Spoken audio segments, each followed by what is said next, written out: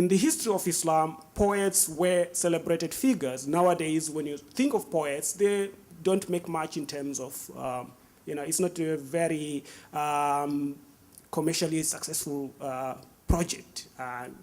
You won't make much out of poetry, but it is a very important aspect of Muslim culture. And during that time, the kings of the Muslim period would pay large sums of money to the poets to compile poetry. Because Arabic culture was and is an oral culture, and poetry was seen as a vehicle through which that culture is transmitted. The history of the people and their experiences, and everything else was transmitted through poetry. So it was within the interest of the king to make sure that the poets were well paid. And there were superstar poets like Al-Mufaddal and great celebrities of their time.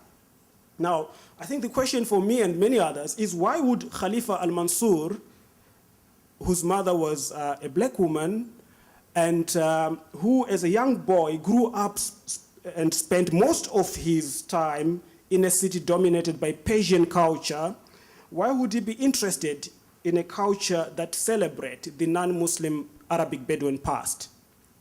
And we know that, of course, Jahiliyyah at that time was not often seen as a very positive thing within the Muslim countries of that time.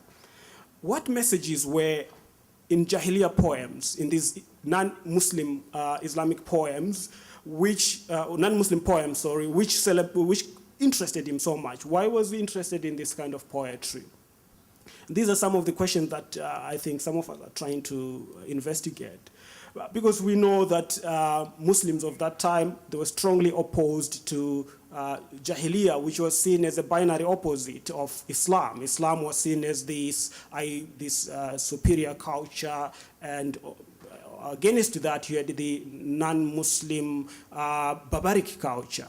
And yet you see the king of that time, the Muslim king, is commissioning the collection and compilation of this non-Muslim culture to be part of the Muslim culture. In fact, he goes on to instruct that all the young children living in the Muslim empire should be studying this non-Muslim poetry from the past. It was seen as part of the Islamic heritage. So the Muslims of Abbasid era were interested in learning from a non-Muslim past. So you see poetry undermining those barriers you often have between Muslim and non-Muslim culture. And they believed that if this poetry, if it is rediscovered, could teach young Muslims the noble values that the Arabs were once known for in pre-Islamic society. And interestingly, this pre-Islamic non-Muslim past becomes an icon of Abbasid Arabic Islamic identity. It becomes very important in shaping what we now refer to as the Muslim identity.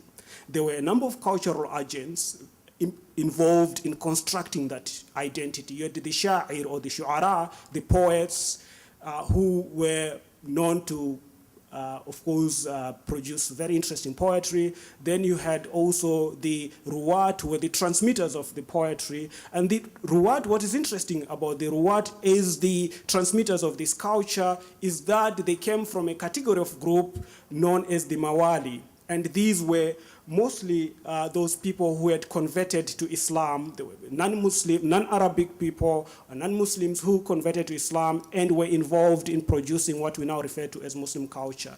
And then you had also another category, the ulama, the critics of poetry, the philologists who were compiled, like Al-Mufaddal, who were now compiling these works. And they all played a great role in developing Islamic culture. So Islamic culture was benefiting earlier on from drawing from various cultures and using a lot of people. Some of them were Arabs, some of them were not Arabs, some of them were Muslim, and some of them were not Muslims.